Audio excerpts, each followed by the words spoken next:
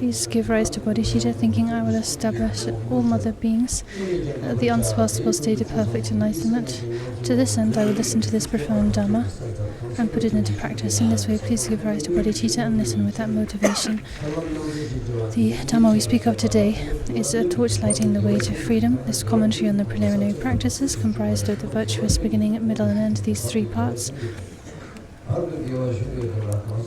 We're now looking at the virtuous middle, the main body of the text, which is comprised of two parts: how to follow a spiritual friend, and the main explanation of the stages for setting out on the path. We've covered the first and are looking at the second, which is comprised of two further sections: the general preliminary practices for each session, and the specific preliminary practices for the yogas of the two phases. We've covered the first and are looking at the second, which itself is comprised of two subsections: the common preliminaries, namely the four mind changings, and secondly the uncommon special preliminaries that sow the seeds of the profound path in 5 stages.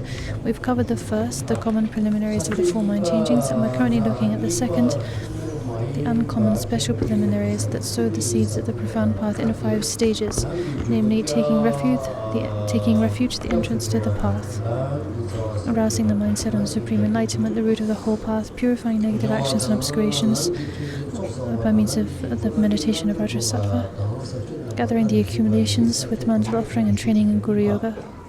From among these 5, we've covered the first and are currently looking at the second, arousing bodhicitta, the root of the whole path.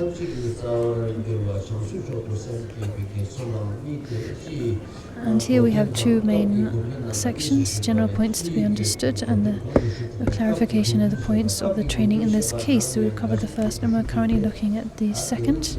We began this yesterday and we'll continue where we left off.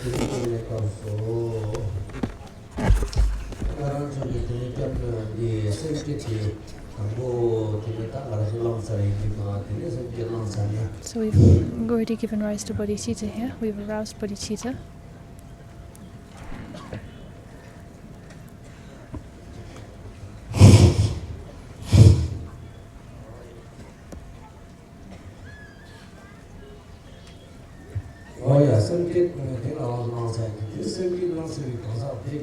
So,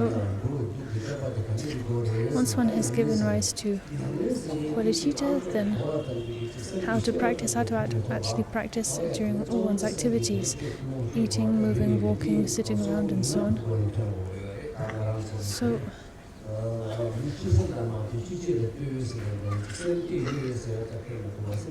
bodhicitta is a state of mind. We give rise to bodhicitta within our minds. But that bodhicitta needs to be expressed and reflected outwardly in our physical and verbal conduct. Otherwise, to talk a lot about bodhicitta, giving rise to bodhicitta, but not to act physically and not to speak in line with or in harmony with bodhicitta, then we're just deceiving ourselves. So in this way it's said, more important than cultivating bodhicitta, meaning reciting the liturgies for giving rise to bodhicitta and reciting such words, going through the act, the process of giving rise to bodhicitta, more important than that is to actually really give rise to bodhicitta from the depths of your heart. More important is to reach the point where bodhicitta dawns within you. This is where all the benefits of bodhicitta come from: the purification of obscurations and misdeeds, the accumulation of vast merit, benefit of beings.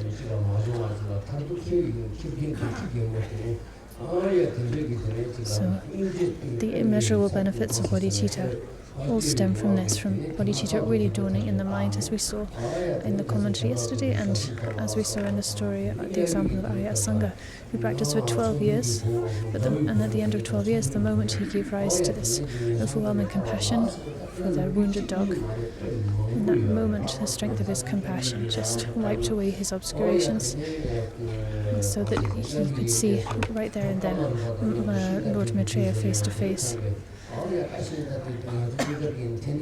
And then, for instance, we look at one of Buddha Shakyamuni's past lives, when he was born in hell and gave rise to compassion for his fellow hell being, and thought, why should this fellow hell being suffer? That I will pull the chariot and endure the suffering for both of us. So by exchanging himself for others in this way, with compassion, he accumulated enormous merit, purified enormous amounts of negativity, and that moment was reborn in the heaven realm.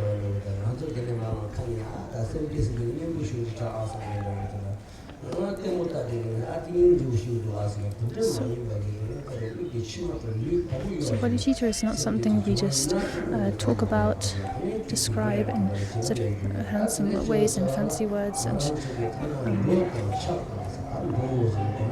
think about it on a superficial level, but it's something that needs to actually needs to take birth in our own hearts, and so that we are moved through and through, so that tears flow from our eyes, so that our entire being is moved from our depths.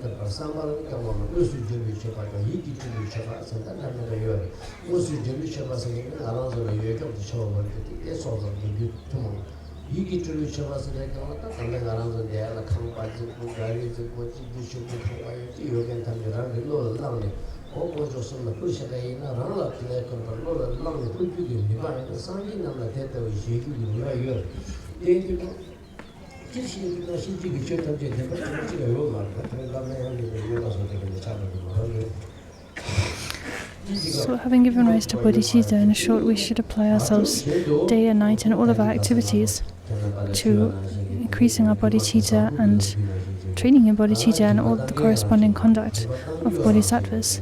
So this includes everything from all of the different skillful means for gathering merit and wisdom, for purifying obscurations, such as the 7 branches of offering and so on. If we're not able to make vast material offerings, then we can make imagined offerings, material imagined offerings.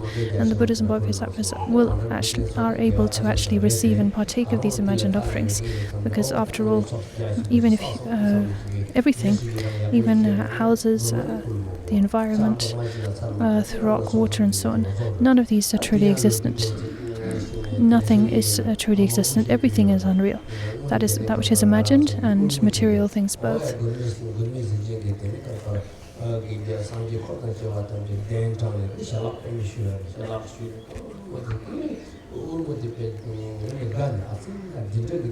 And we can rejoice also in the generosity and merit of others. And through the power of rejoicing, pure rejoicing, we will attain enormous merit ourselves. For instance, we have the story from Buddha Shakyamuni's time, when Buddha was invited by a wealthy household for lunch. This wealthy household offered Buddha and his students, the bhikshus and so on, a wonderful feast. And a beggar lady who had absolutely nothing material to offer, she saw this and she rejoiced genuinely from her heart. And at the end of the meal, when Buddha came to dedicate the merit, as was the custom, Buddha actually dedicated the merit to the beggar woman.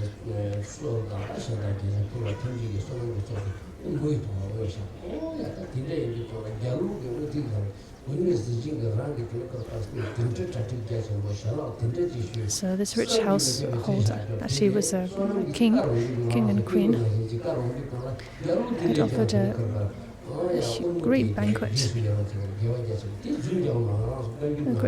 of food,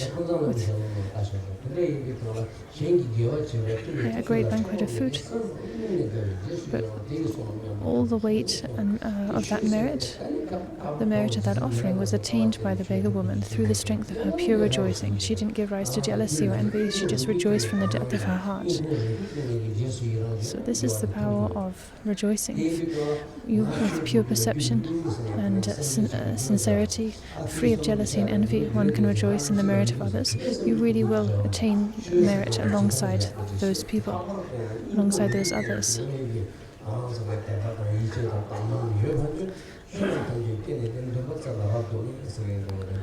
Moreover, once you have really sincere faith, confidence and pure perception, then that will your faith, pure faith, confidence and pure perception will color all of your actions with virtue.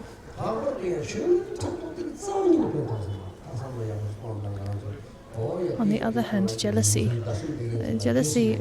just poisons everything. Jealousy sullies everything, even in a mundane world, in a worldly context. Forget about a spiritual or dharmic context.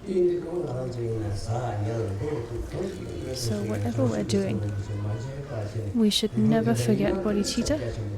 And if we can do that, if we can recollect bodhicitta, maintain bodhicitta throughout all our actions, then all of our actions will become sources of virtue, sources of merit.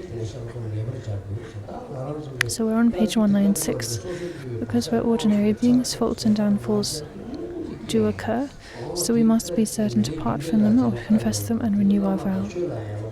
So this does happen as ordinary beings.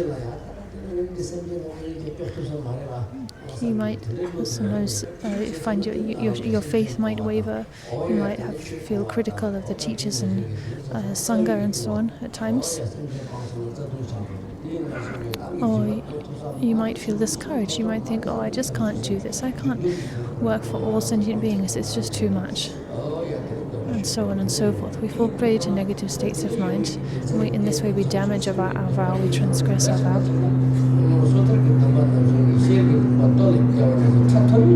So these transgressions, these downfalls do occur, but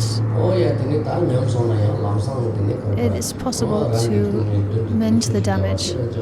It's very possible to mend the damage done to the bodhisattva vow. The bodhisattva vow is like a vase made of precious materials, say like silver or something.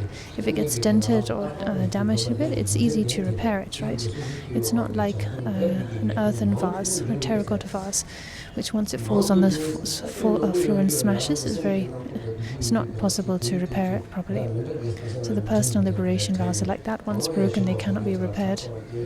They cannot be fully repaired. The bodhisattva vow, however, is not like that. Downfalls occur, but they can be mended through confession.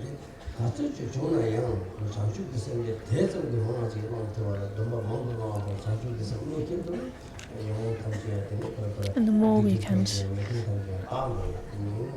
renew our vow, take the bodhisattva vow, renew the vow.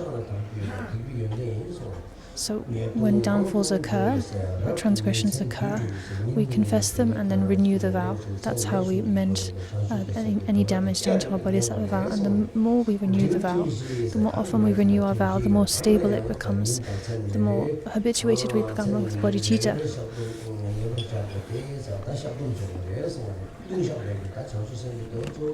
So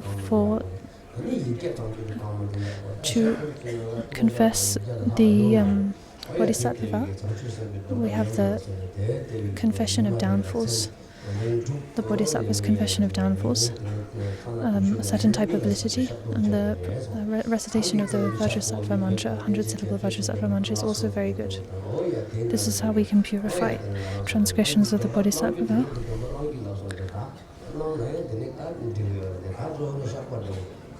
And then also renewing the vow, so taking the vow once more. This is also a way to purify. So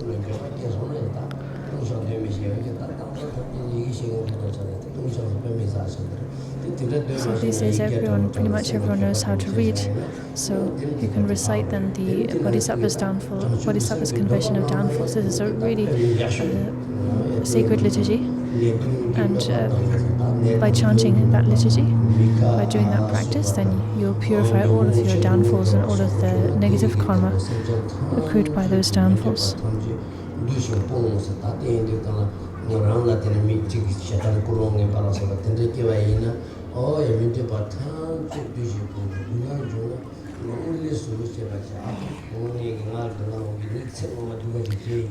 Should it happen that negative forces make you ill or injure you, people speak ill of you and so on, pile up on top of such situations all the desirable things that happen to beings. If you find yourself in painful circumstances, recognize that it's because of your past deeds. So if and when you encounter misfortune, suffering, illness, or criticism, abuse by others, then first of all you should remember that this is the ripening of your own negative karma. The cause of this is your own negative karma. And while you're suffering, then you should bring to mind all of other sentient beings who are suffering in this and other ways, and draw all of their suffering and discomfort into yourself. And in this way aspire that through your suffering you may free all others from their suffering.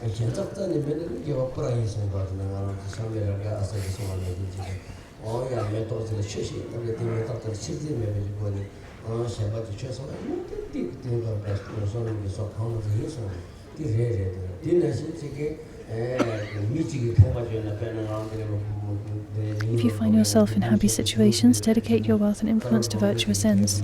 So give away your wealth and influence, your happiness to others. Mentally give that away to others.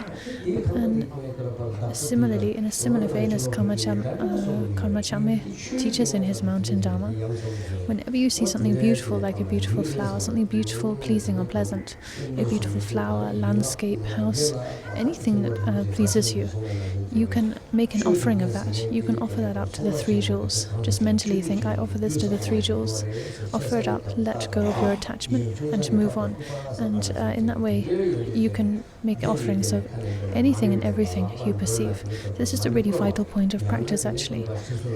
That whatever you're experiencing, whatever you see, whatever you encounter, can be used for practice. It can be everything pleasing you encounter can be offered up to the 3 jewels, and you can accumulate vast merit from making such offerings.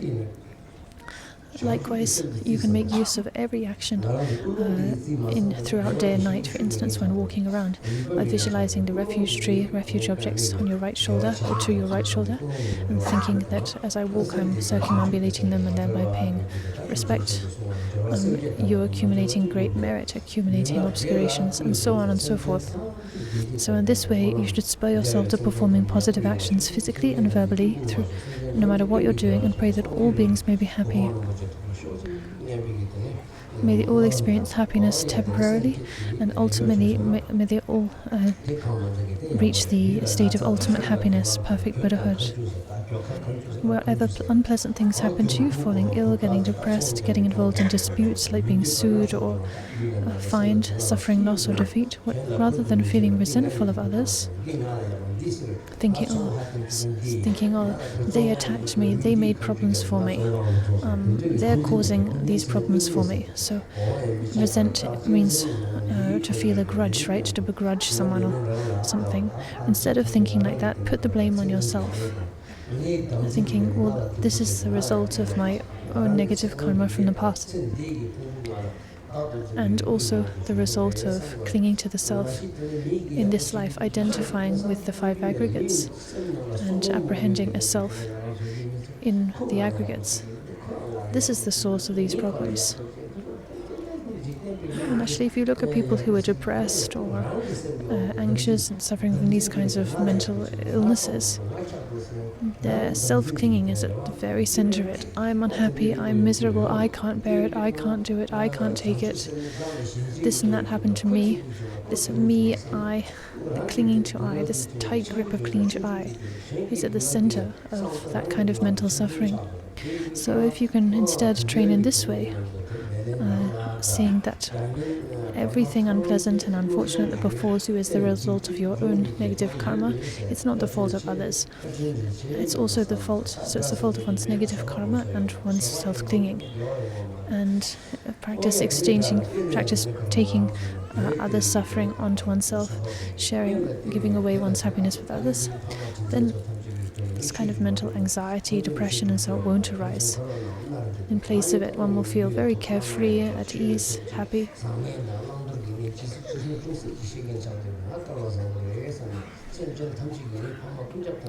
You should reflect on your good fortune.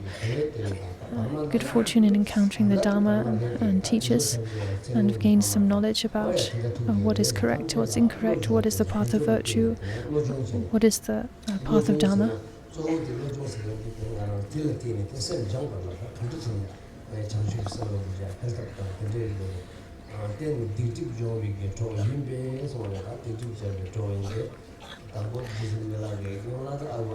And train the mind in that way. It says here, enemies, friends, and those who are neither. Friends and those who are neither are all supports for the mind training.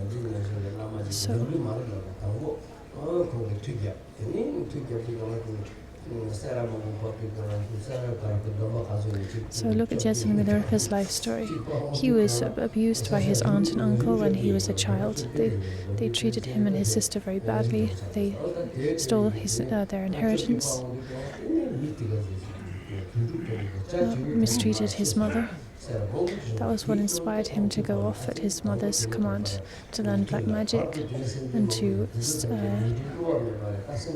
rain a curse down upon his aunt and uncle, their household and village, and he ended up murdering more than 30 people. And then after that, seeing the error of his ways, he gave rise to such fierce renunciation and determination to purify his negative karma, to practice the Dhamma, that he ended up seeking out a genuine guru, and practicing so fervently that he then became who he became, Jetsun Milarepa. And later in his life, he would speak about actually the great kindness that his aunt and uncle showed him, how actually their treatment really helped him. It was like fuel for the fire of his renunciation and so on. So enemies, friends, and those who are neither are all supports for mind training. So enemies actually show us great kindness. They give us great opportunity. They help us purify negative actions and so on. So reflect on how grateful you should be to them and, in short, all other sentient beings. Don't do or say things in the hope that others will recognize how selfless you are. So don't be cunning, sly, don't be dishonest or artificial. There's really nothing worse than that. Trying to deceive others, trying to imply that you're sort of something that you're not, putting on airs. In the 80s,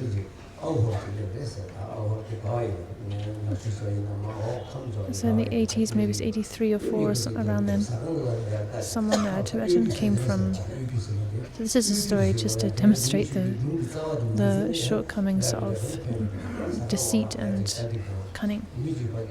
So a Tibetan traveled to Varanasi from somewhere in central Tibet, a place called Ahor. I think it's somewhere in central Tibet.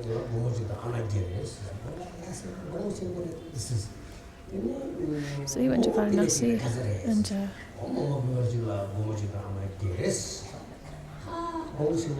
he went into a restaurant there. He said, "How much is a bowl of noodles? How much is a plate of momo?"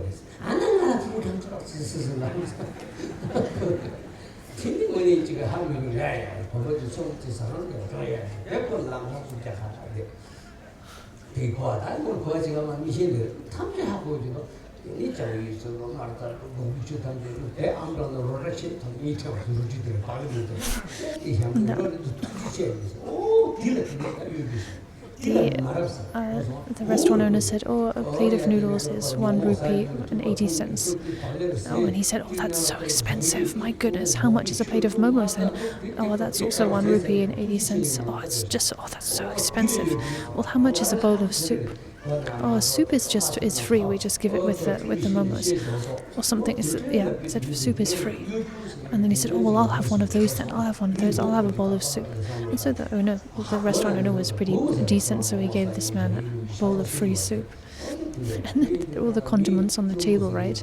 So the man then started adding soy sauce and chili and salt and this and that. And then he brought out 2 rotis, 2 flatbreads from his pocket, and started tucking into a nice meal for himself. When he was full and satisfied, then he stood up, wiped his mouth, and walked out of the restaurant without even saying thank you to the restaurant owner. So this is just one story of someone being deceitful.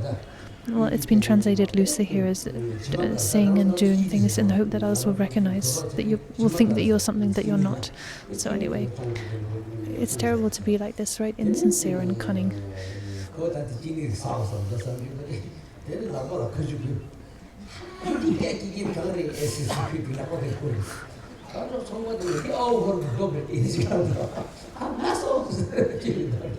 So the same man, he went to was in the market, and there were big blocks of sugar, like sugar crystals, and he really wanted to have some sugar, so he licked his 2 hands, and then rubbing his hands over the sugar, rock of sugar, he asked the store owner, "How much is this? How much is this?"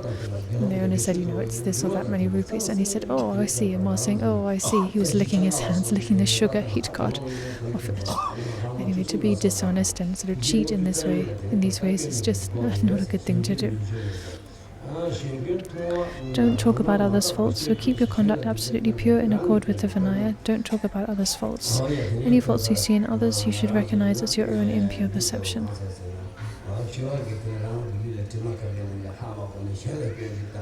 Otherwise, you'll be like that kind of wild guinea pig whose own body stinks, but then they don't recognize that the stench is coming from themselves, and they build lots of nests underground trying to escape it, but their stench just follows them everywhere. Avoid trying to expose people's hidden flaws. Expose meaning exposing people's hidden flaws in front of others, saying, in the past in public, saying, in the past you did that, you said that. Don't speak harshly, so avoid speaking harshly. Avoid reciting wrathful mantras aimed at non-human beings. So one needs to be careful actually with with wrathful mantras, like Sumbani mantra and so on, because they are powerful mantras and they can actually harm non-human beings, like hungry spirits and non-humans and so on. Actually literally maim them. So you should be careful with these mantras. Don't pass on to others difficult tasks that have befallen to you. Don't blame others for things that are your fault. Like, don't blame others for things you've done. Like, if you've stolen, don't then accuse someone else of stealing, and so on. It's wrong to feel glad when those who are not on the same side as you are defeated. To rejoice in others' misfortune.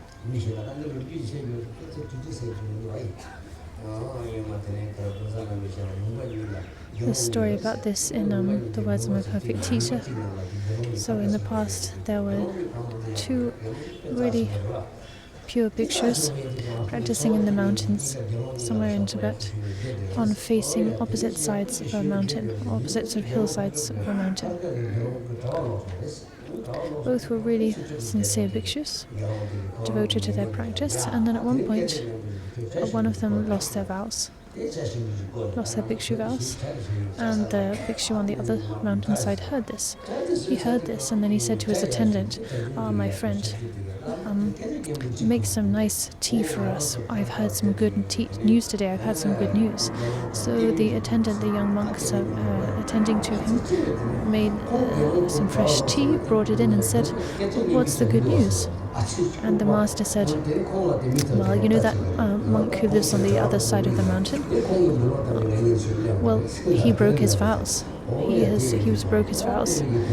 That's the good news, said the bhikshu, rubbing his hands together. And the young monk said, how is that good news? That's very sad. That's not good. That's terrible news. And the monk said, how how can you be so stupid? Now that he's lost his vows, people won't make offerings to him anymore, so we'll get double the amount of offerings. Such a terrible thing to think and say. Later, Padamba Sangye sort of heard about this, and people told him what had happened, and they asked Padamba Sangye who accumulated the greater negative karma, the monk who lost his vow, or the monk who rejoiced. And Padamba Sangye said, the monk who rejoiced in the other losing their vow, they accumulated much greater negative virtue. So rejoicing in someone's misfortune and resenting someone's happiness, this is a terrible karma.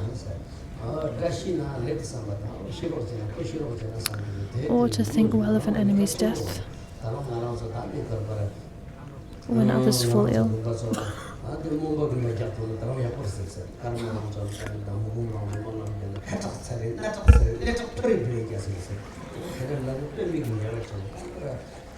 Like to wish death and illness upon others, as some people actually do up in Khomla.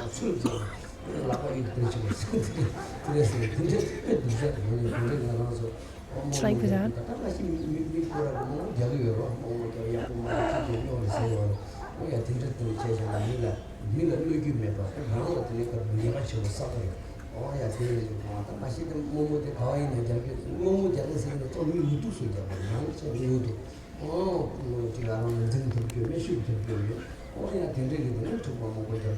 So, cursing people. So usually you people resort to cursing others when when they're not able to fight with them directly, right? Fight or defeat or sue them or what have you. Then it's like a last resort, they try and curse them. But anyway, there's nothing positive about that. That's just you're accumulating a lot of negative karma doing things like that.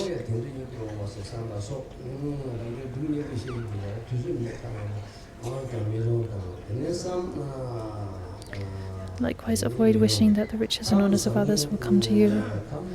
Instead of being concerned about whether you feel good or bad, what people say about you, meditate on bodhicitta and give up the sort of sporadic practice that comes from lack of conviction.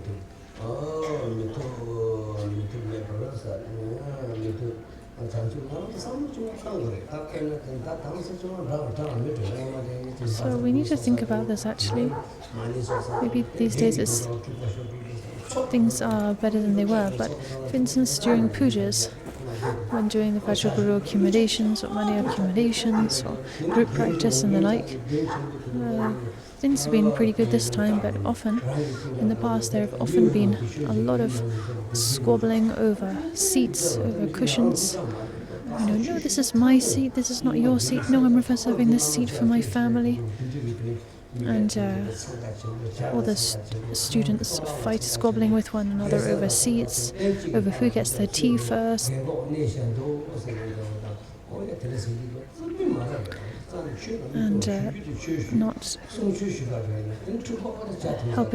not paying attention to the elderly and those in need in a group setting like here. This is not good conduct, not good behavior. We shouldn't be squabbling with each other over seats, over tea. And we should be paying attention to the elderly, to the infirm, anyone in the audience who needs help, who needs a special seat, who needs a chair or what have you. Instead of just neglecting them and kind of elbowing them out of the way and taking the softest cushion for yourself, the best seat for yourself. This just shows that you haven't taken the Dharma to heart at all, right? If this is how people are behaving, even in a Dharma hall, at a Dharma event, it just shows they haven't, they're not practicing at all. So we should be really careful, mindful of our behavior in this and in all settings.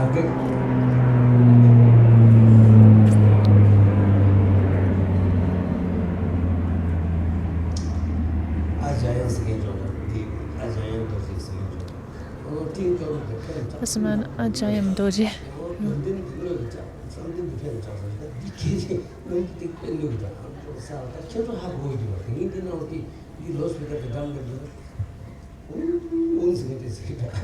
Anyway, would say something about the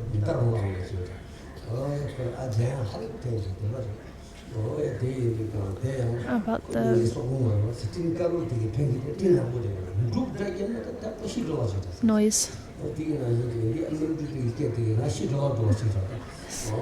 Poor man, he had some problems with anxiety, and loud noises like planes and thunder would really cause him suffering. Anyway, it's like that when the planes fly overhead. Rather, when the planes fly overhead, I think of him and what he used to say about that. With regard to those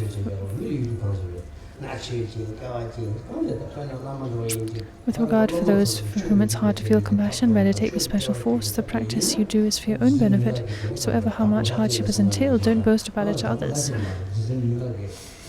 So think of Jetsun Milarepa, who said to Rachungpa,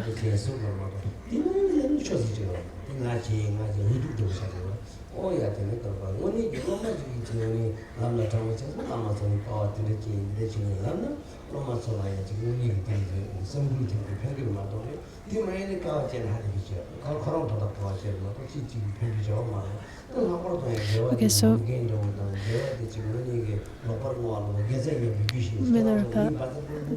Milarepa, of course, when underwent such extreme hardships, and I think she referred to a point where Milarepa spoke to Rachungpa about those hardships. Said when you endure hardships on the path, you're enduring them for your own benefit, your own personal benefit. You're doing that for yourself. So there's no point and no good in talking about those hardships to others, to boasting about them to others. A teacher might talk about the hardships they underwent, tell their student about what they've been through to inspire their student, right, for their student's benefit. But aside from that kind of context, there's no point, no use in talking about the hardships you've been through, because you were doing that for your own sake, for no one else's sake.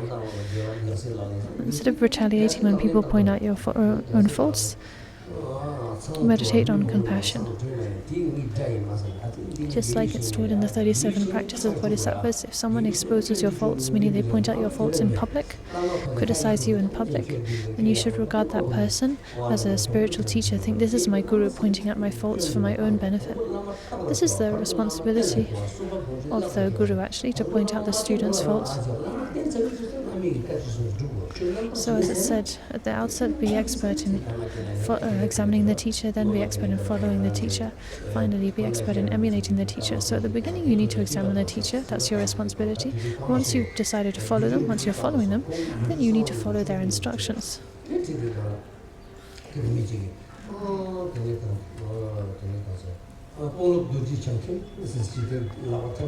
There's a story of how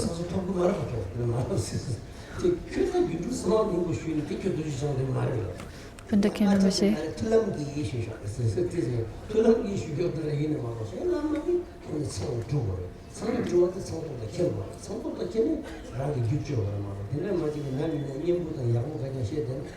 Anyway, the point is that the teacher needs to expose the student's hidden faults, to point your faults out, to reveal to you the faults that you are hiding.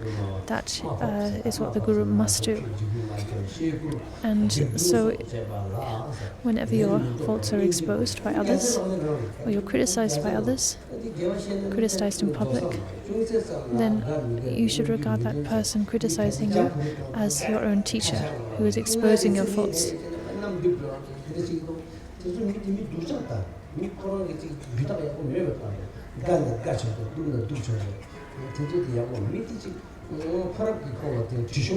Don't demonstrate exhilaration or displeasure over trivial things. So one shouldn't be like unstable, at the smallest thing you're overjoyed, at the smallest thing you become really distressed. So really, what would you say, very kind of unstable.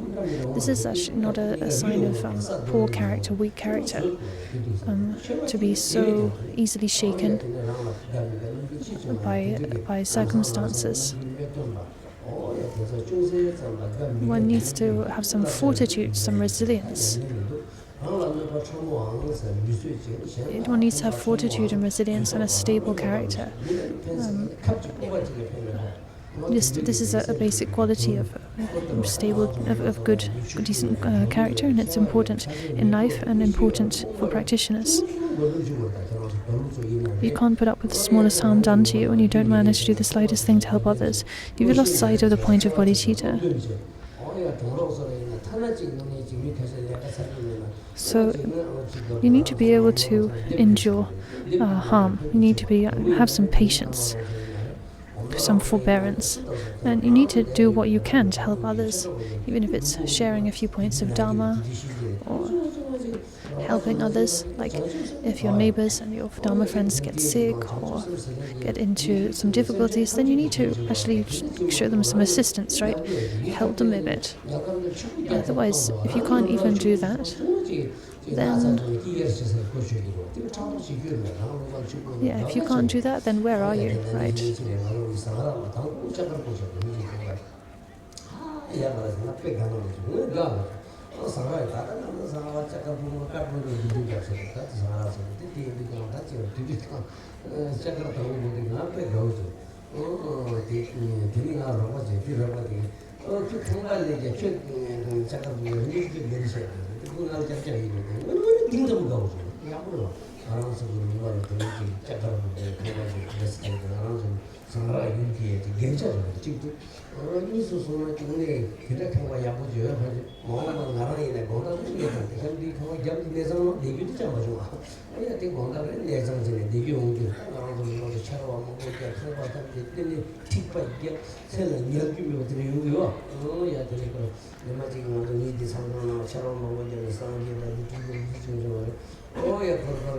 So we also need to be able to rejoice in others' good fortune, right? In a very close to home way. So our practice should be. We should be able to practice with all the situations that we face, like on a day-to-day level, and situations and people that are close to home, right? Like your neighbors, your friends, people in your community, your locality who get sick, who struggle. You should be able to help them in whatever way you can, right? And this involves if your neighbors, people you know, people in your community, if they have success, like for instance, she was giving an example of some people up in Humla building a very fancy kind of building a new house with a new modern kind of structure, the first of its kind up in the area. So, I really rejoiced in that, she said, genuinely rejoiced in that. It's good fortune for the family building that house. It's good also for the whole community, right? It's an ornament for the whole area to have that kind of beautiful structure. A beautiful solid structure as well, not like the flimsy houses that we grew up with, with leaking roofs and what have you.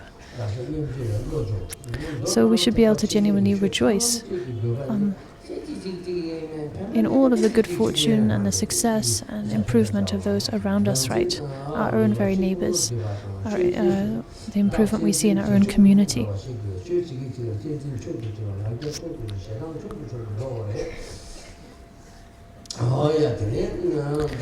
So in this way, train your mind in considering others as equal to yourself and exchanging yourself and others in this and all the ways mentioned above.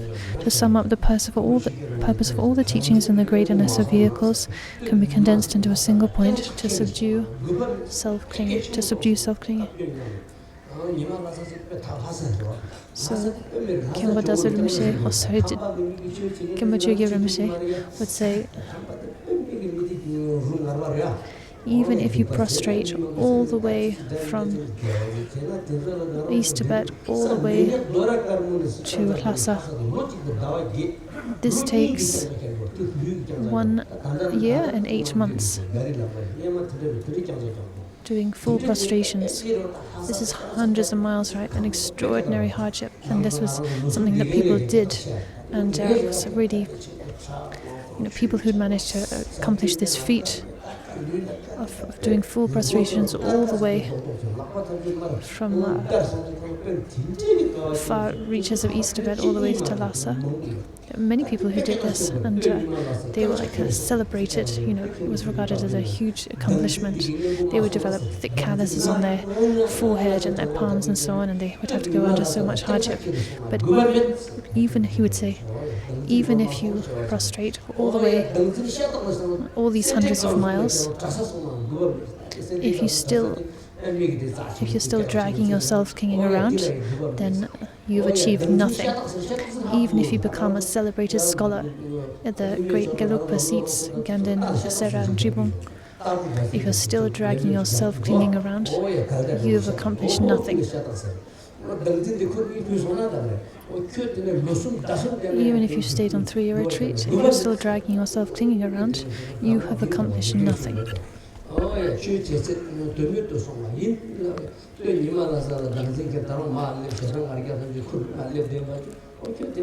So, no matter how much practice you do, even prostrating over hundreds of miles, if you've still got yourself clinging with you, you've accomplished nothing. Ken Rinpoche would say this. He would say this often, because, as it says here, the purpose of all the teachings of all the vehicles is to subdue self-clinging. So if you fail to do that, you have failed. You have not accomplished anything.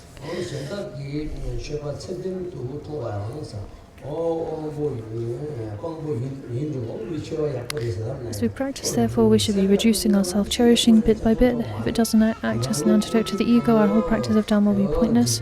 Whether or not the practice we do is actually Dharma depends entirely on this, which is why it's been said that this is the scale on which those who practice the Dharma are weighed. This is the real measurement, the real sign, the telltale sign of whether you're doing actual practice or not.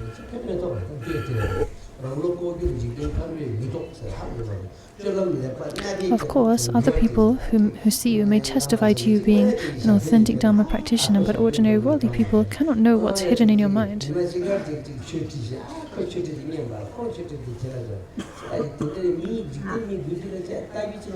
So you really shouldn't place your trust, you really shouldn't give any value or weight to the praise or opinions of ordinary people. Like, say if you're a Lama, you might give one day of teachings and the audience might be really delighted with your teaching. Oh, he gave such beautiful teaching, it was so inspiring, he's so great. But that really doesn't mean anything. These are just the words and opinions of ordinary people. Those very same people might come to the teaching the next day and hear something that doesn't please them, that doesn't really agree with their opinions, and then they'll think the opposite. Oh, what a lousy teaching, he's no good, and so on.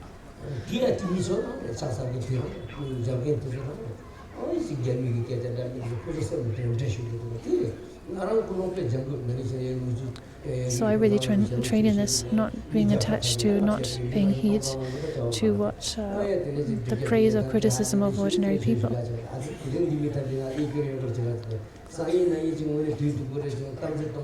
So, especially you really don't know how people are going to change. There might be hundreds of people praising you now. Like if when I give teachings to large assemblies, and there are hundreds of students, seeming so pleased with the teaching, so happy with the teaching, but you really don't know. I shouldn't invest myself in their opinions, in the fact that they're so pleased with me right now. Because who knows, first of all, who knows how things could change. Just like the appalling things that went on during the Cultural Revolution in China, in Tibet, where you had very faithful people who it was like they were literally possessed by demons. People who were previously so faithful and devoted, turning on their teachers and doing the most appalling things. So that can happen, and more to the point, sooner or later one has to die. So how is any of this kind of praise, superficial praise, going to help us at the point of death? So we need to always have our sights set on the future, meaning our imminent death, imminent and uncertain death.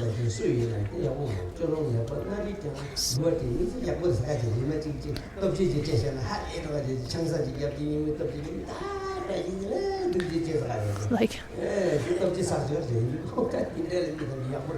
so you might, have a wedding, invite lots of people to enjoy a meal at the wedding, and everyone will come with such smiling faces saying thank you so much and praising you and saying lovely sweet things, but basically they're just saying thank you for giving me a meal. It really doesn't mean anything.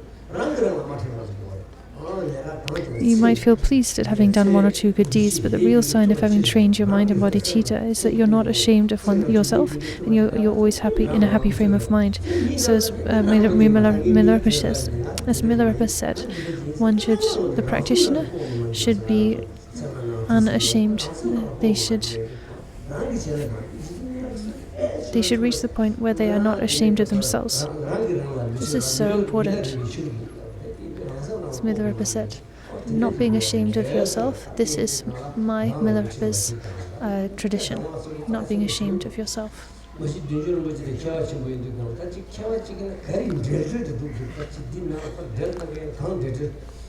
So there's so much rich meaning here, right? There's so much we can say about every line of Jujun Rinpoche's text. It's just so rich and meaningful. Patrul Rinpoche's The Words of My Perfect Teacher is so incredibly clear, so crystal clear in meaning. It's like there's really actually no need to add a single word of explanation.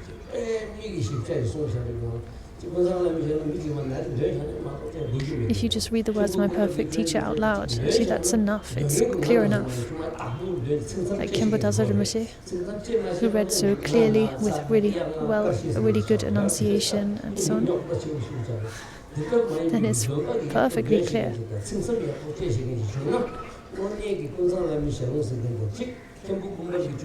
And in addition, Khenpo Kuma's Nectar of Manjushri speech is commentary on the way of the Bodhisattva.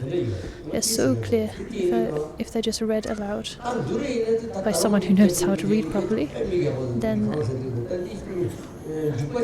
they can be understood without any further explanation.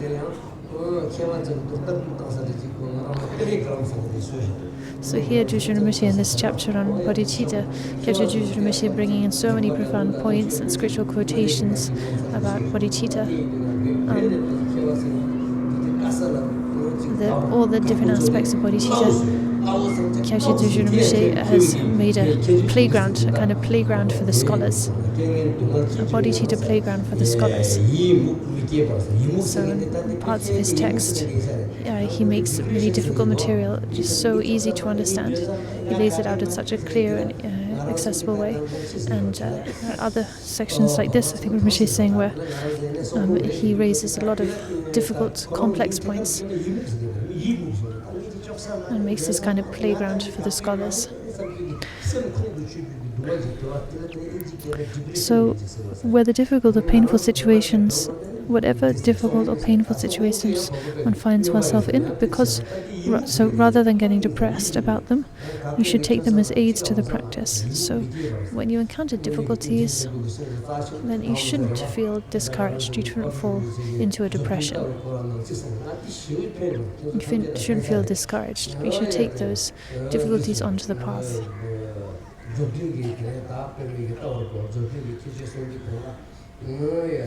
When talking about the qualities of the 7 treasuries, then Khenpo Rinpoche would say,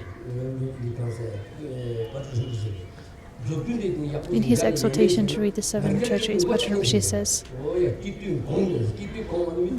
the Dharma brings you down when you're high.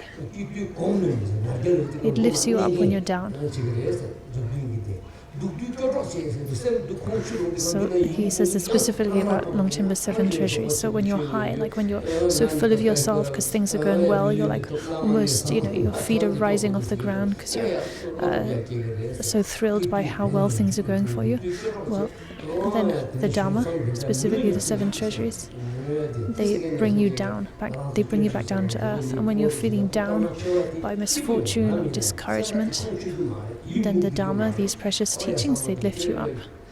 These precious teachers, he says, are the Dharma for one's entire life. So this is really, a practitioner needs to be like this, just stable and consistent. Stable, consistent and content. So whether things are going well, whether things are not going well, whether they have plenty to eat and are well provided for, or whether they're not well provided for, they should be happy with their lot. So maybe we could say in English, like, resilient is an aspect of this, as being resilient, right? And not easily swayed, like not falling into ups and downs, not being really up and down emotionally in response to your circumstances, but just being resilient and stable and content.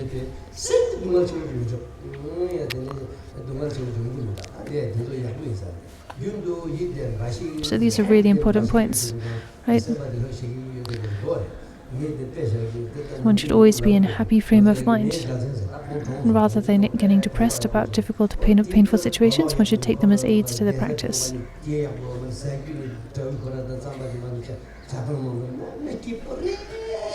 Like me Gyatsen, an old practitioner up in Humla.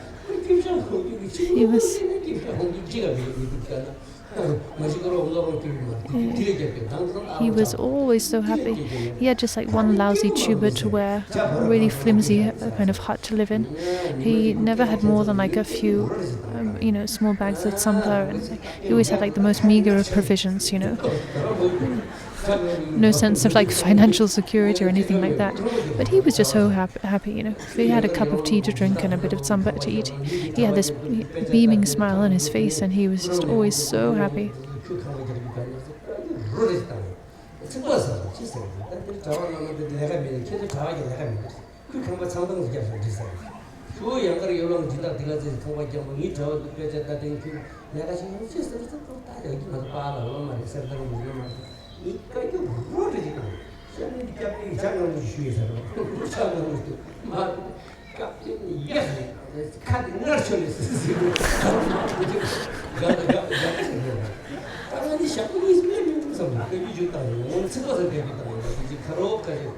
I didn't catch the beginning of this anecdote, but there's anyway one of the students,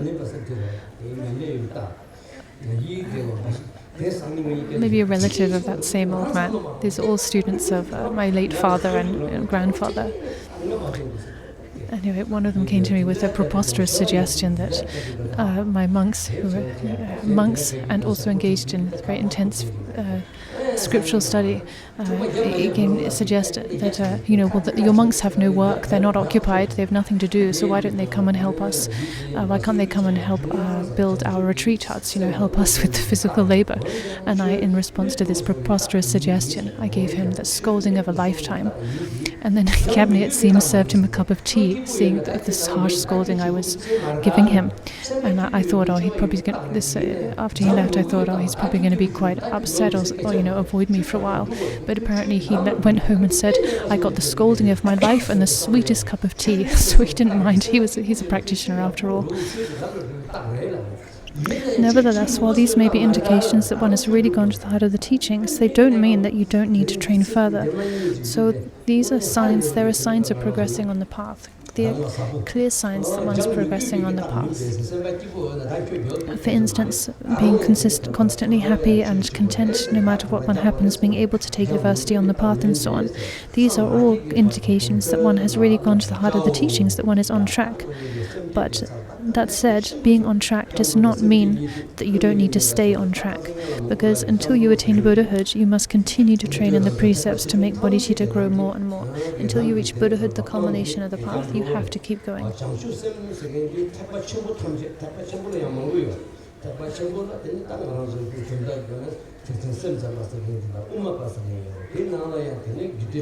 For instance, if we look at the philosophical tenet systems, the different levels of different philosophical systems we find in Buddha's teachings. The mind-only middle way, the lower philosophical tenets, and mind-only middle way, then the tantras, the outer tantras, inner tantras, and so on. Well, the root of all of these is bodhicitta, right? The root and heart of all of these is bodhicitta. So now we've concluded the explanation of bodhicitta, and we move on to the third of these 5 practices: purifying negative actions and obscurations, which are unfavorable conditions on the path, instructions on the meditation of Vajrasattva. So this practice, the meditation and recitation of Vajrasattva, is the specific preliminary practice for the Vajrayana path of the completion, generation and completion stages. The Vajrayana path can be condensed into the practice of the 2 stages, generation and completion stages. And the preliminary practice for these is this meditation and instruction, meditation on Vajrasattva.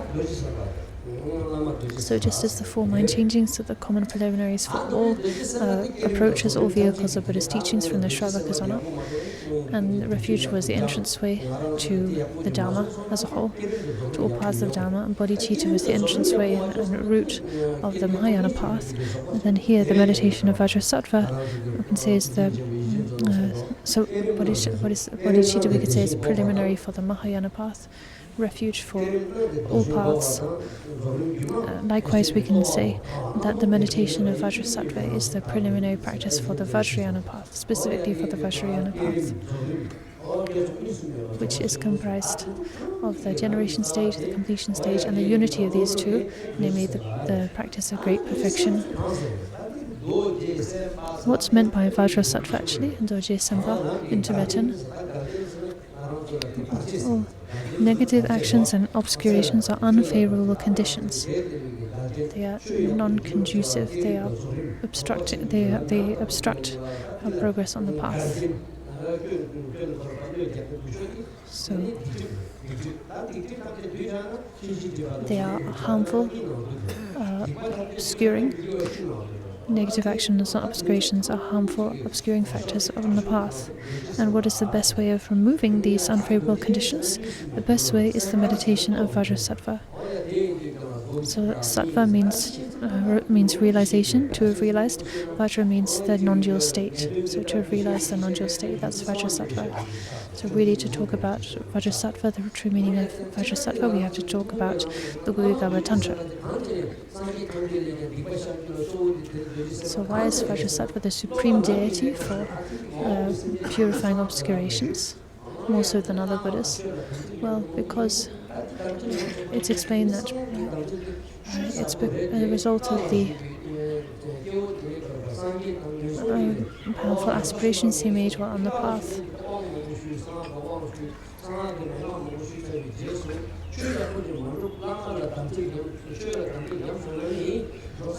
Most especially when training on the Vajrayana path, there are a lot of Vajrayana practitioners, and if Vajrayana practitioners, if they transgress their sacred commitments, meaning their samaya they make with their guru, their practice on the path, then that broken samaya can cast them down to hell. At the same time, maintaining those samayas correctly, purely, it can lead one in a single lifetime, single body, to perfect enlightenment. This is the power of samaya, power both positive and negative. So there's a potential profit, we could say. There's a huge amount to be gained from maintaining samaya, and there's also a huge amount to be lost by transgressing samaya.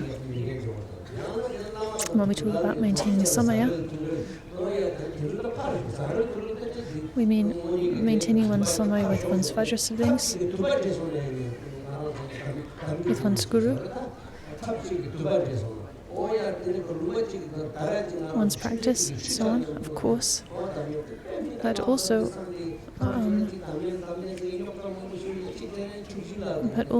maintaining pure samaya by avoiding being polluted by other people's samaya transgression.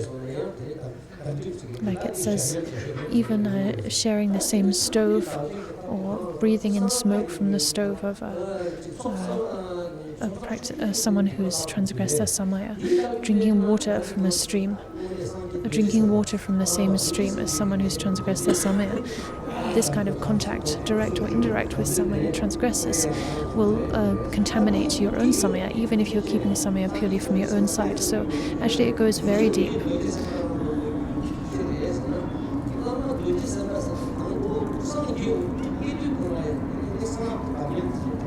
And so Vajrasattva, when he attained enlightenment himself, he made this special aspiration that he could protect those who had transgressed their samaya and who were at risk of falling into the hell realms, into the Vajra hell, the hell of samaya transgressors.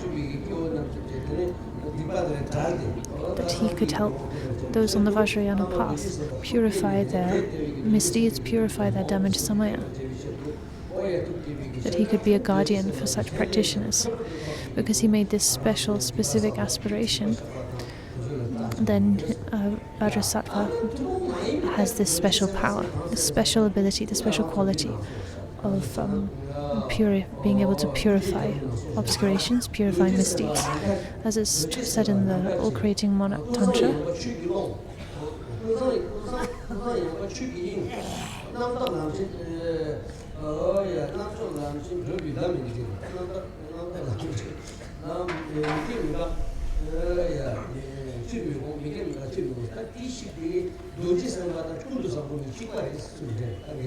sorry, I can't translate that quotation, but basically that Tantra says Vajrasattva is like space beyond concept, constructs, complexity, form and shape. Samantabhadra is the basic space of all phenomena.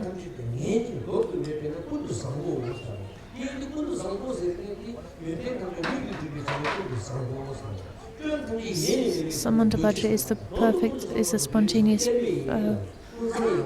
perfect presence of all excellent qualities, the natural freedom from all faults. This is the basic space of phenomena. So, Dharmadhatu. Dharmadhatu refers to self-arisen Rigpa, to primordial wisdom.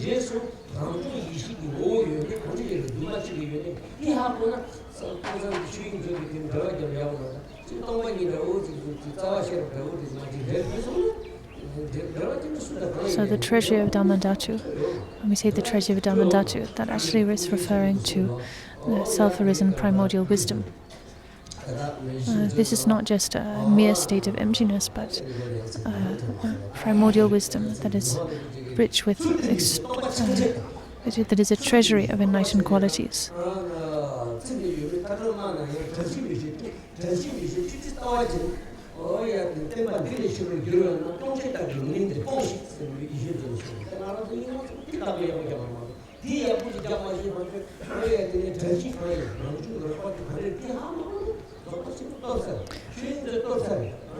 So she just quoted from the Longchenpa's wish-fulfilling treasury, but the previous quotation from the all-creating monarch, which is the Dzogchen Tantra, the lines from she translated, Rinpoche quoted, which I translated in part, basically point out that Vajrasattva is Samantabhadra. Vajrasattva is no different from Samantabhadra.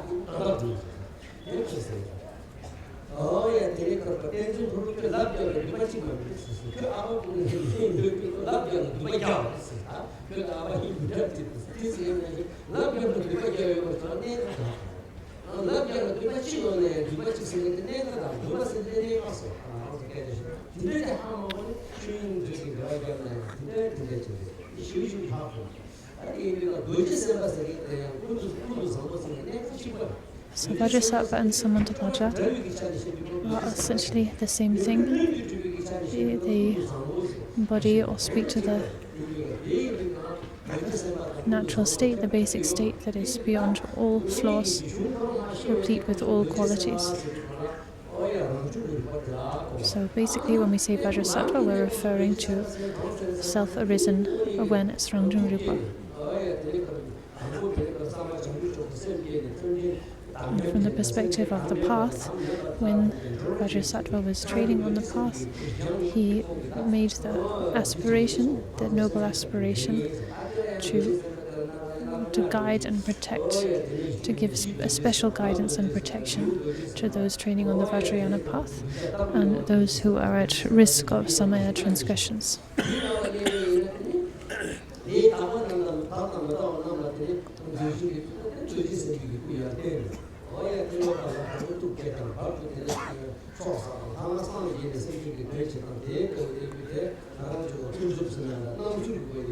So from the perspective of the irrelative appearing mode of things, then the reason that Vajrasattva is the special deity with the special ability to purify misdeeds and obscurations is because of the aspiration he made while training on the path. And this aspiration was then fulfilled when he was enlightened. And now as an enlightened being, he has this special quality. But ultimately, from the ultimate perspective, the way things really are, Vajrasattva is none other than a self-arisen, natural, intrinsic awareness.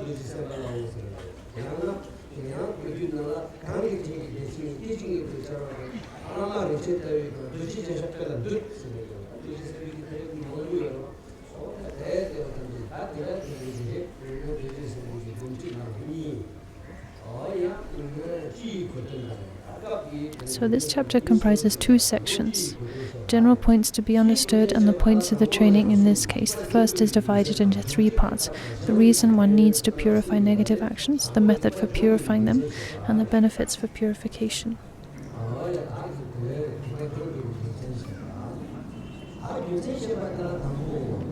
So the reason one needs to purify negative actions. Since time without beginning, throughout our whole series of lives in cyclic existence, we ordinary beings have been accumulating the 2 kinds of obscuration along with habitual tendencies. The 2 kinds of obscuration refers to afflictive obscuration, which obscures or prevents liberation, and the cognitive obscuration, which obscures or prevents all-knowing enlightenment, along with habitual tendencies. So there are many different types of habitual tendencies. The habitual tendency of grasping at characteristics, dualistic perception, and so on and so forth. Those are details the scholars here will be familiar with. And we now have a great many of them in our stream of being. So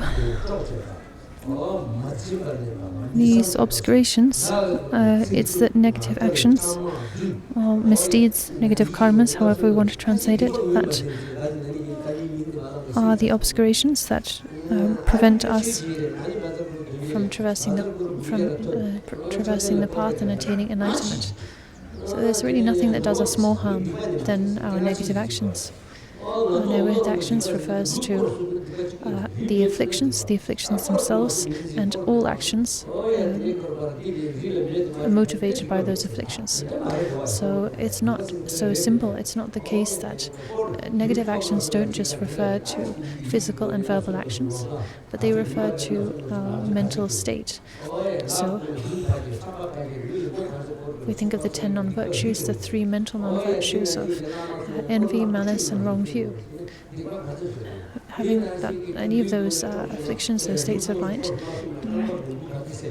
is to perform non-virtue, to perform negative action, and of course to perform the verbal non-virtues of lying, harsh speech, divisive speech, and worthless chatter, or the physical non-virtues of killing, stealing, and sexual misconduct.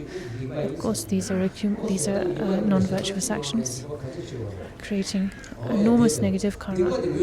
So think of the mountains of non-virtue, of whether it be the non-virtue of body, speech, or mind we've accumulated in this life and past lives.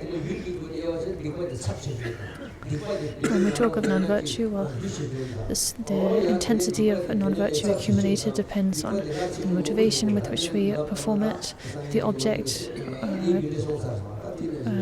on which we perform it, and so on. There are these distinctions, right? So we can say in terms of the emotions, then stinginess is a cause for rebirth as a hungry spirit, anger for rebirth as a hell realm, ignorance for rebirth as a animal, and so on. but there are other factors to be considered as well.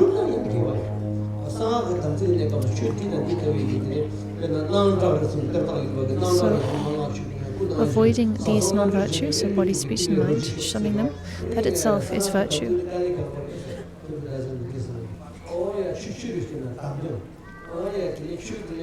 But then there's a context of Vajrayana, the perspective of Vajrayana, just to have perceptions that are in discord with divine reality, meaning to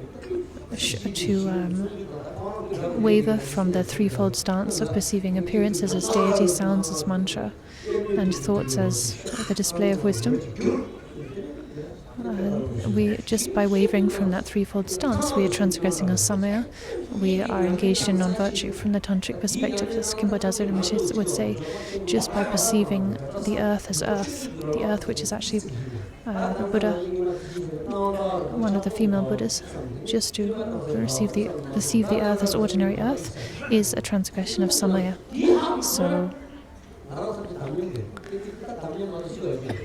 So in a sense, there's probably not a single one of us here who is not a samaya transgressor. Maybe there are one or two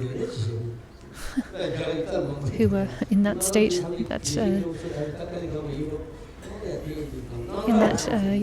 unified state, the threefold stance of deity, mantra and wisdom. And this indeed, when we recite the prayer Nanjat Riksum, these lines of Tedat Lingpa at the end of sessions, that's meant to serve as a reminder of this threefold stance, so that we can train and eventually reach the point where our experience is one of deity, mantra and wisdom. But instead, most of us, when we hear that, we just think, oh, now it's time for the toilet break. Where is the toilet? This is not the idea.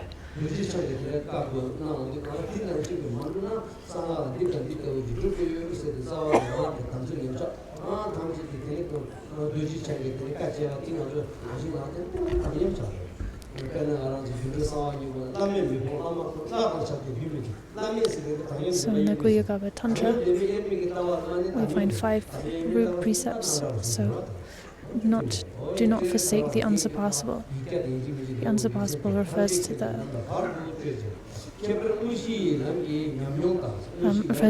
basically to the natural state of things.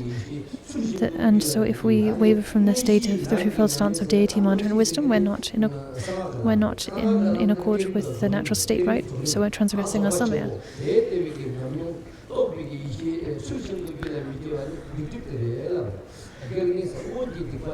So once we've entered the Vajrayana path, the Vajrayana teachings, these are the commitments, the samayas that we have pledged to observe.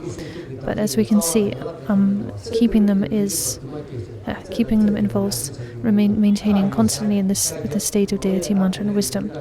So yeah, because of them, the path to liberation and omniscience is obstructed. Because of our non-virtues, liberation and omniscience is obstructed, and in particular during the main practice, experiences and the wisdom of realization are prevented from forming properly in our minds. These interruptions and obstacles are the result of our past negative actions and downfalls related to vows. Furthermore, it's said that from breaking the secret mantra vehicle commitments, many unpleasant things will happen to us in this life. We'll meet with obstacles on the path, and we will directly go to the diamond hell, Vajra hell. The diamond ogre will suck the blood from your heart. You'll have a short life with much illness, the loss of your wealth, and fear of enemies. The diamond ogre, the Vajra ogre, refers to wrathful deity, the Heruka. They will suck the blood from your heart. The elixir of the Dakinis, the elixir of the great perfection. This is like one's heart blood. If you lose your heart blood, you die, right? So the elixir of the Dakinis. This is the samaya. So if you lose your samaya, if the blood, this heart essence of the Dakinis, your heart blood is sucked from your heart, you will die.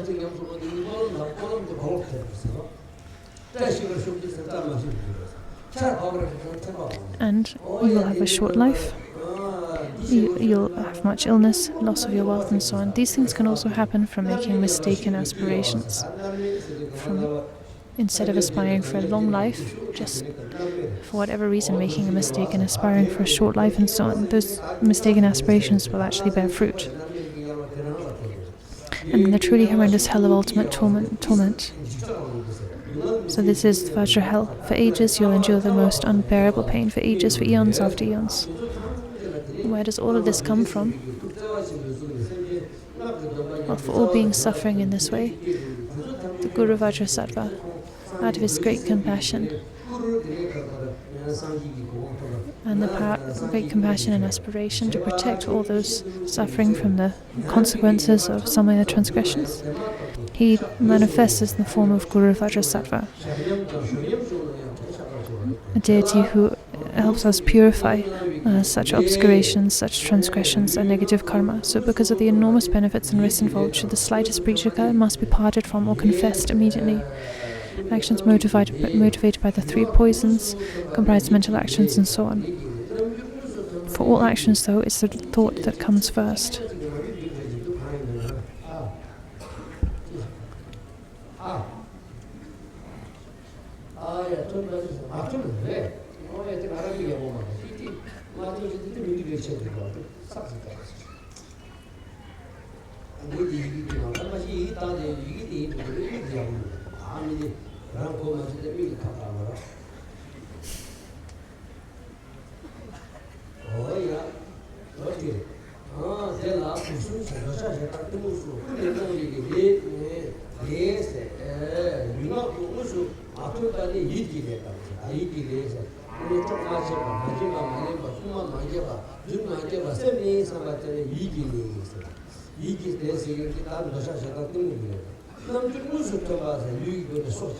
So, actions motivated by the 3 poisons of attachment, aversion and ignorance comprise mental actions, which are not given physical or verbal expression directly, and physical verbal actions which are actually expressed. But for all actions, whether mental, physical, verbal, direct or indirect, it's the thought that comes first. Because it makes the world go dark, mind is the root of the poisons. So it's attachment, aversion and ignorance, desire, hatred and ignorance that destroy the world. That's how it is. All through our beginningless series of lives, we've unknowingly and imperceptibly gathered a mountainous burden of negative actions and downfalls.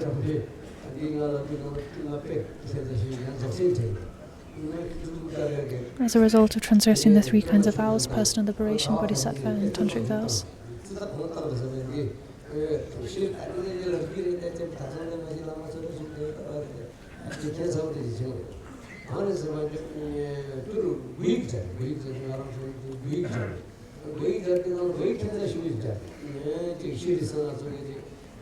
This reminds me of something that happened when I was at Dzogchen Monastery, the Shri Singha Shedra at Dzogchen.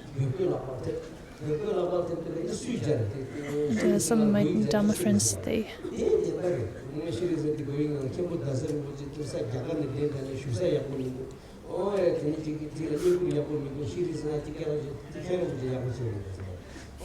wrote a kind of notice, like a criticism, and stuck it on the door of the Shri Singha Shedra.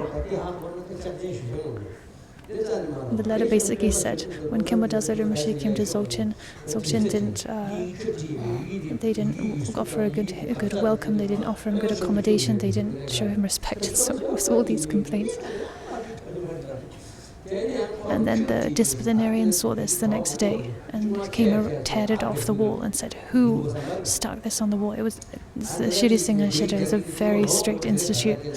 So if they found out who had done that, it was some Dharma friends, fellow students of Khenpo Daso Rinpoche. But then they would have been really punished.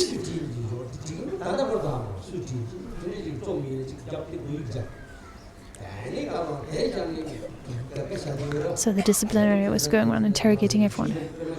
Who wrote this? Who did this?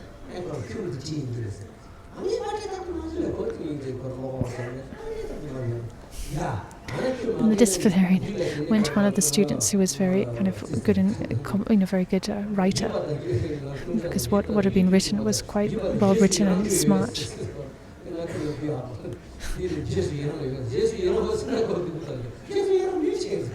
And and the disciplinarian said, "Did you write this? Was it you?" He said, "No, it wasn't me."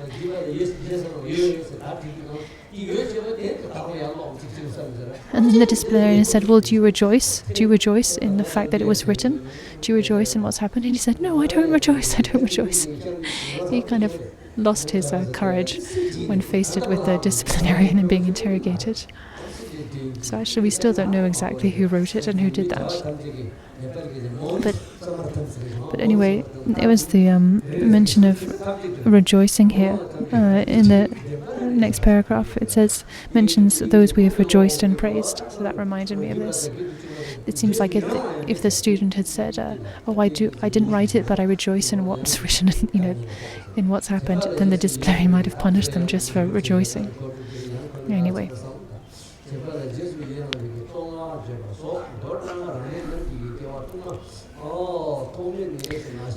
Added to all these the negative actions and obscurations we've accumulated in this present life.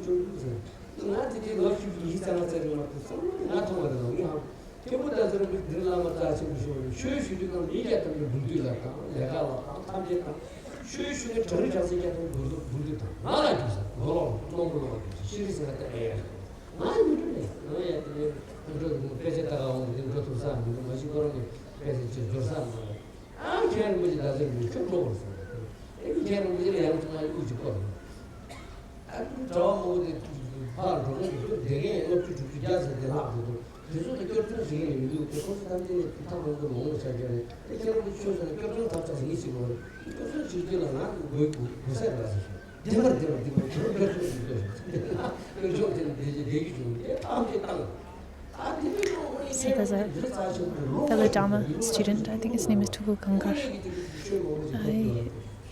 He's a really good Lama in his own right and has done so much for Dzogchen Institute and developing an institute from many years back up until now. He's done a lot to really develop and support the institute. But there was one thing that I've always felt one thing that I always thought was mistaken. Even from back in the day, I felt he'd made a mistake, which was when Khenpo Daza Rinpoche was alive and teaching and active. Even back then, Tulkungar was sending all the Dzogchen monks out from the monastery into the surrounding areas to raise funds for Dzogchen, to gather alms and so on. He was sending so many monks out so that they couldn't receive teachings from Khenpo Daza Rinpoche, right? Khenpo Daza Rinpoche was, this perfect supreme teacher, present at Dzogchen and giving teachings daily. But then, because Tulkungar sent so many of the monks out to raise funds and so on, then a lot of them missed that opportunity. Tulkungar also told me I needed to go. I should go out to raise funds and gather alms. And I said, no, I'm not going. I've come here all the way from India, to study. I'm here to study, not to do that. And then Khenpo Daza Rinpoche said, well, you should go actually. You should go, you're obliged to go. And then I again made a petition to Khenpo Daza Rinpoche, smart petition. I said, well, okay, I could go, Khenpo Rinpoche, but there are 50, 60 or 100 monks studying with you. And if I go, well, who's going to be the revision teacher? They need a good revision teacher, because that was my responsibility. I would give the revision classes each afternoon after Khenpo Rinpoche had taught, and Khenpo Rinpoche said, "Oh, you have a good point. Okay, don't go, stay." So then I got to stay with him at Khenpo Daza Rinpoche's side.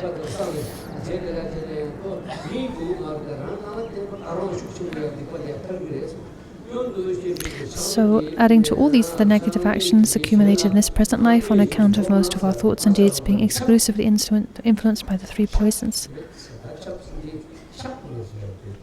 Thus it's come about that we've never managed to escape from the sufferings of cyclic existence from time without beginning up until now.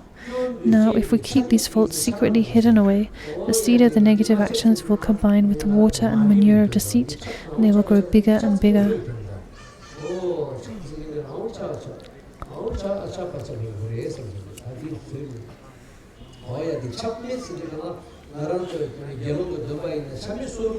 So, if we keep them secretly hidden away, Like in the context of the Vinaya with the Bhikshu vows, we talk about concealing vows. It's the same word here, concealing your faults.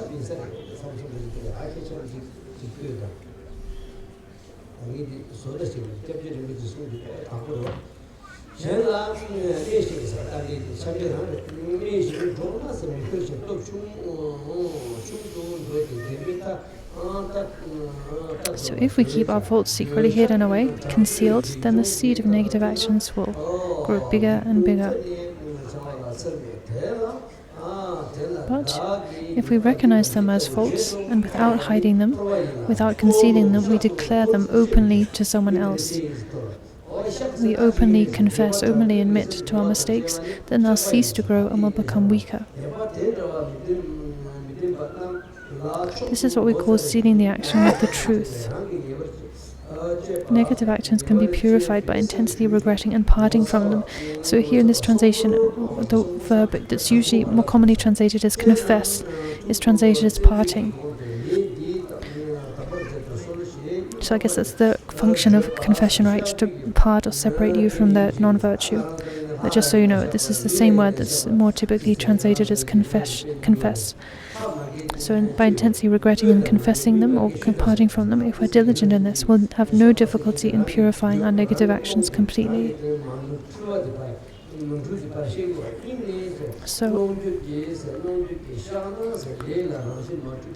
such purification entails an acknowledgement, so openly admitting, I've made this and that mistake, and on the other hand, a parting or a confession with our minds in a state of longing caused by intense regret, so acknowledging what you've done and regretting it, these two factors, full of wonder and respect for those who do not have such faults.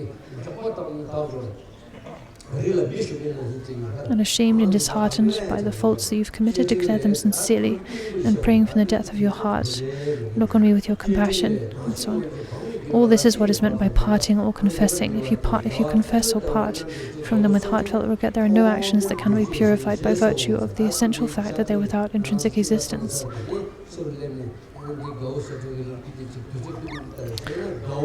So if we chant the Vajrasattva mantra in this way,